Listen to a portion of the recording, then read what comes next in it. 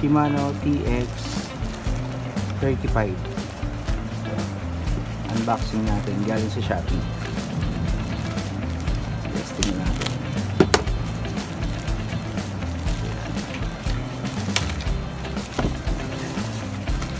Bago siya.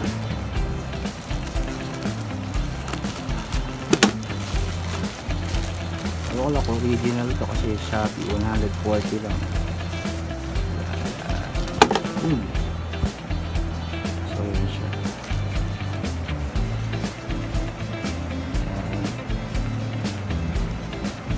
Nakakunat naman siya. Sana okay siya. X35 yan. Naka-install na yung i-review natin. Testing natin yung shifting natin. Nakapang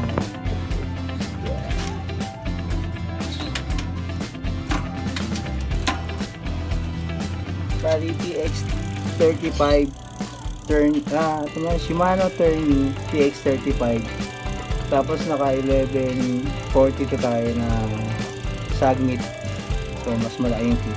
No goat link, ayan, diretso na siya. Testing.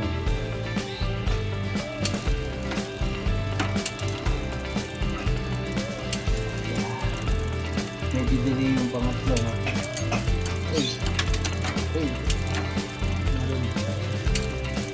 Dapat di pala bibitawan. Uy.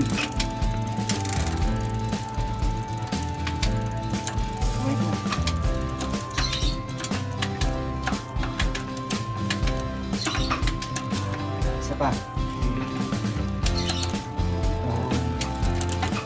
Bayo.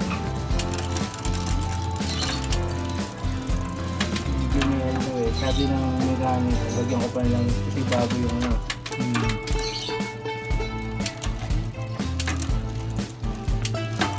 Ito nagdidilig sa pangatlo. Okay, tumarang.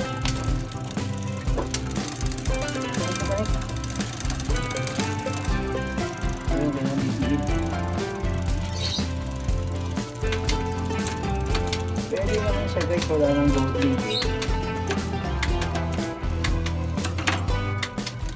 Bago pa kasi, so isa. So yan.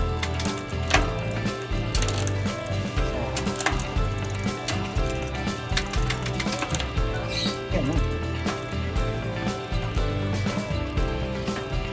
Ibigyan na ito na to.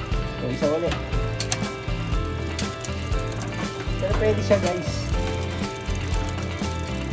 Pangit siguro yung shifter ko.